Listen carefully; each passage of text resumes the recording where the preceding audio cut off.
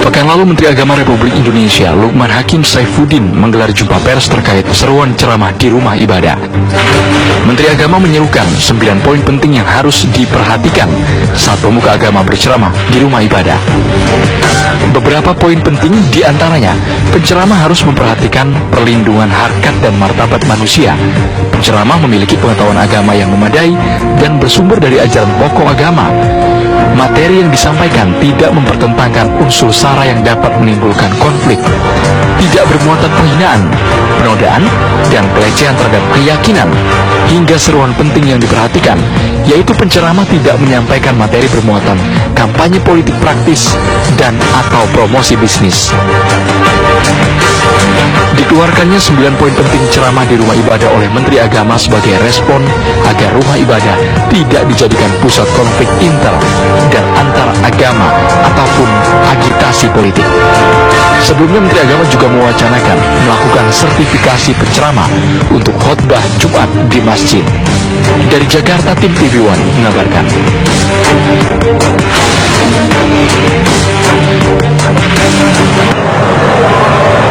Ya, kalau kita lihat tadi 9 seruan dari Menteri Agama, ini intinya adalah bagaimana penceramah di rumah-rumah ibadah tidak menyebarkan kebencian. Iya, ini mungkin yang akhirnya nanti ketika ceramah dilakukan, mungkin juga ada petugas-petugas yang disediakan untuk melihat apakah atau memantau apakah memang ceramah yang diberikan keluar dari poin-poinnya. Sinta, ini adalah 9 poin yang sudah dikeluarkan oleh Menteri Agama. Pertama adalah penceramah memahami tujuan diturunkannya agama, yakni menjaga martabat manusia serta perdamaian. Disampaikan berdasarkan pengetahuan keagamaan yang bersumber dari ajaran agama. Jadi artinya nih penceramah harus punya kompetensi. Iya, benar sekali. Dan juga disampaikan dengan baik, terbebas dari umpatan, makian maupun kebencian yang dilarang oleh semua agama.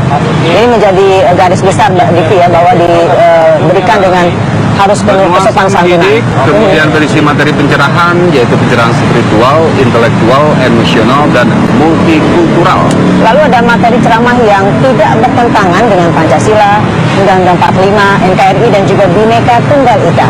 Ya, materi ceramah tidak berisi unsur sara yang dapat menimbulkan konflik, mengganggu kerukunan, atau merusak ikatan bangsa. Nanti kita akan bertanya apakah memang dalam waktu dekat ke-9 poin ini akan segera dikeluarkan secara sahih gitu ya? Ya, ada juga di materi ceramah tidak berisi penghinaan, penodaan atau pelecehan terhadap pandangan, keyakinan dan praktik ibadah antar atau dalam umat beragama serta tidak mengandung provokasi. Lalu ada poin ke-8 adalah materi ceramah tidak berisi kampanye, politik praktis dan atau promosi bisnis. Ya, tunduk pada hukum yang terkait dengan penyiaran keagamaan dan penggunaan rumah ibadah. Nah, kita belum tahu ini aturannya seperti apa. Apakah nanti ada orang-orang atau institusi yang ditunjuk untuk mengawasi rumah-rumah ibadah atau seperti apa? Itu yang sebetulnya kita ingin tanya. Nanti akan dijawab langsung oleh Menteri Agama tentang ini semua. Apa latar belakang yang akhirnya membuat 9 poin dikeluarkan? Apakah ada sanksi nantinya? Nah, yang kita lihat ini adalah pembubaran ceramah Ustadz Felix Siau yang terjadi di beberapa hari lalu. Apakah ini juga bagian dari seruan yang disampaikan oleh Menteri Agama atau tidak? Yang pasti ceramah Ustadz Felix Siau ini rencananya diadakan di sebuah universitas, kemudian tidak diizinkan oleh pihak kampus dan pindah ke hotel. Nanti kita akan bertanya kepada Pak Menteri batasan-batasan mana saja dalam ceramah di rumah ibadah dari ke-9 poin tersebut yang mungkin bisa menjadi pencerahan ya. Iya. Tapi kalau kita lihat ini bukan rumah ibadah, ini juga jadi pertanyaan kita.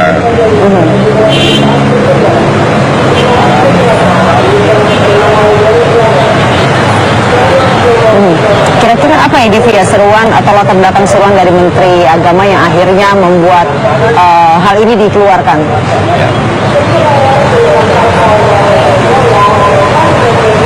Nah, ini sebelum kita nanti berbincang dengan Menteri Agama, Pak Lukman Hakim Saifuddin, kita akan terus menghubungi Pak Menteri Agama. Tapi ini ada konfres ketika Menteri Agama pekan lalu mengeluarkan seruan atau 9 seruan bagi penceramah di rumah ibadah di Indonesia.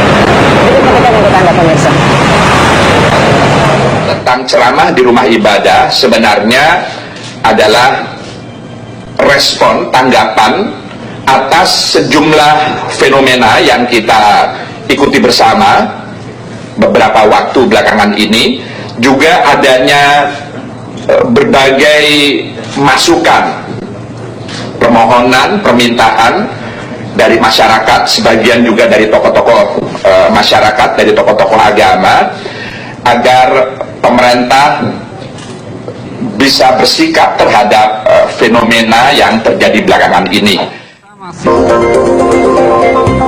Ya, dan kita akan langsung berbincang dengan Menteri Agama Pak Lukman Hakim Saifuddin yang tadi sempat tertunda, di mana Menteri Agama telah mengeluarkan 9 seruan bagi penceramah yang berpidato begitu ya, di rumah-rumah ibadah. Apa yang latar belakang ini kita akan langsung tanyakan.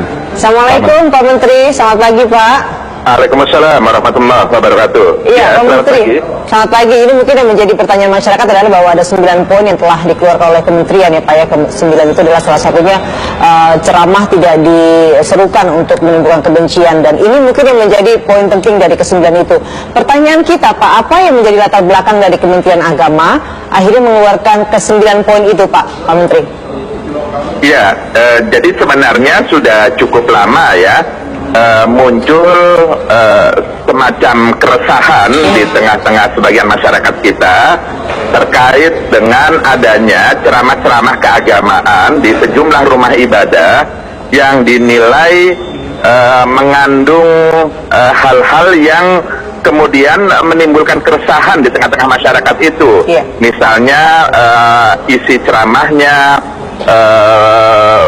mengandung hal-hal yang bertolak belakang dengan 4 konsensus dasar kehidupan berbangsa dan bernegara, misalnya yang terkait dengan Pancasila, Undang-Undang Dasar, NKRI dan Bhinneka Tunggal Ika misalnya.